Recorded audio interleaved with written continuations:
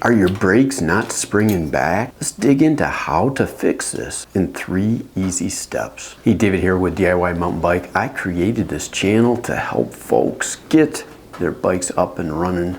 I work part-time at a bike shop and I see all kinds of bikes like this one. I actually found this one in the woods. It's a perfect example to try to fix up. So let's dig into fixing these brakes. I'll give you the details on the 3 things I see most of the time. One of them almost tackles it all the time. Number 1 thing I see all the time, that the brake cables are corroded, or they're bent, or they're gummed up. Some simple ways to fix that. We're going to use, it's literally the cheapest Amazon multi-tool I could find. It's called the Wo2 Bike Multi-Tool. It's like $9. Super cheap. And I think with just a little bit of WD-40 left, we'll be able to fix up these brakes. But the number 1 thing, corroded cables, bent cables, or they're all gummed up. Best way to get at this is to loosen up the cable so you got access to everything. This is the rear brake. It's kind of sticky. Let me actuate a little bit. So you can see it's rubbing, right?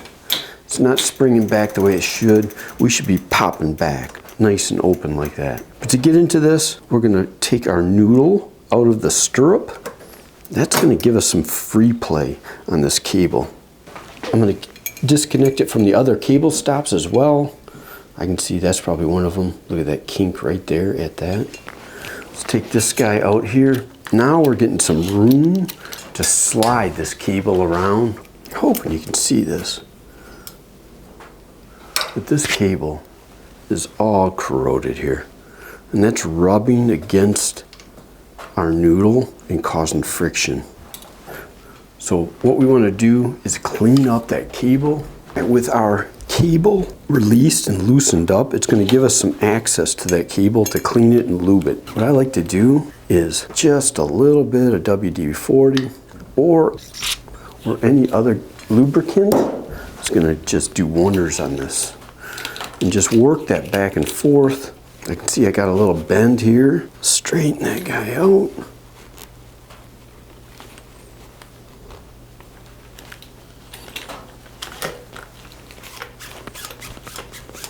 And all I'm doing is working that housing back and forth with that WD-40 on there.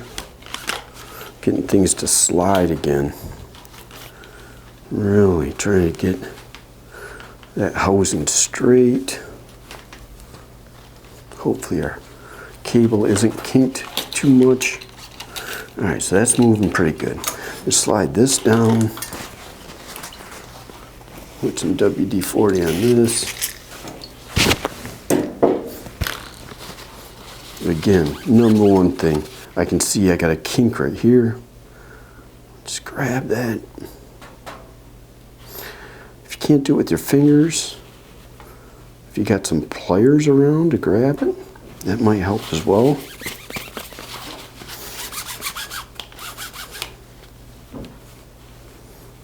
I'm straightening out that cable. Applying some more lubricant to it. Just at that spot.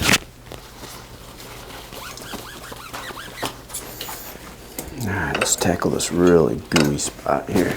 Be careful, you don't want to get this on your brake pads.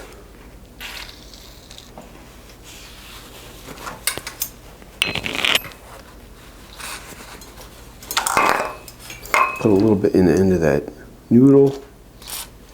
Again, I'm just going to work that back and forth. Just that action will break that corrosion loose.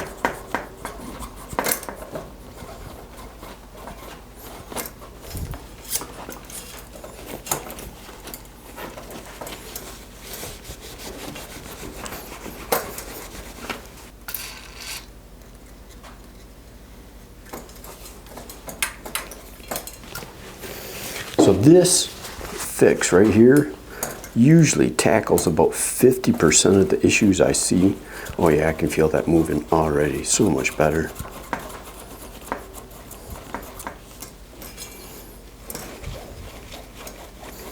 All right, let's get our cable's kind of back into position. The next thing I'll usually see is that the spring tension is either unequal or not enough. And there's a couple ways you can adjust that. There are these little screws. These will add tension to the springs. Or if you need to do some rough adjustments, you can pop this return spring down. I'm going to pop them both down and double check where these are at. I'll often bend these just a little bit out. Now I'm bending right here, not inside. It's easy to break these guys. Put a little bit of bend in it. That's going to add more tension onto those springs. Pop them back in place. I can feel a little bit more tension already. The other place to get the adjustment, like I said, is right down here at the adjustment screws. Get my handy little multi-tool, and to adjust that, you just screw it in or out. Screwing it in adds tension, screwing it out takes away. The key thing is you want it to be balanced. So we're going to put our noodle back in the stirrup. We're going to attach the rest of our cables back into place. Simple as pulling these guys just a little bit. All right, we got everything in place. Oh yeah, I'm seeing this guy move a lot more already. So I'm going to add some tension to the other side. So I'm screwing in this screw on the other side. I'm moving it in to add more pressure onto this arm. Still not moving very much, am I? We're going to screw it in a little bit more.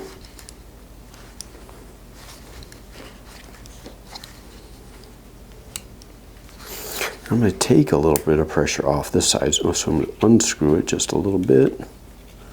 Doesn't take much.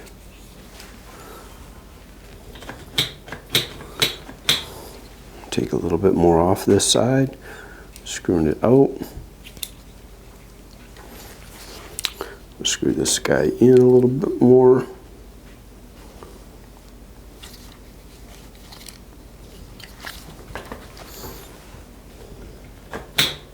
Okay, I'm seeing pretty good movement on both sides. Let me move you so you can see how centered I am. Okay, let me actuate that brake. Getting pretty even movement on both sides. I'm liking that. Now the other thing that can go bad is that these pivot points can get goo and gunk in them. It's always good while we're doing a little bit of lubing to just add a little bit of lubricant to those pivot points. Try to be careful not to get it on your brake pads. Just a little bit in there, work that around.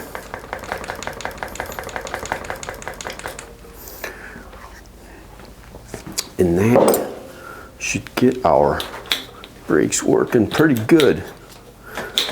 I'm liking what I'm seeing. All right, it's time to give this guy a little test.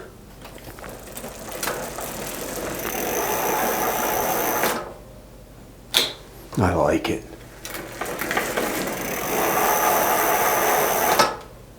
So with our simple little multi-tool and a little bit of WD-40, we tackled our gummed up cables. We lubed up our pivot points. We adjusted our spring tensions in order to get those brakes to work so much better. Really happy with this. If you want to dig into more details about setting up your brakes initially and getting them to stop as well as these do, I got another video I'll link up above on how to set up your brakes.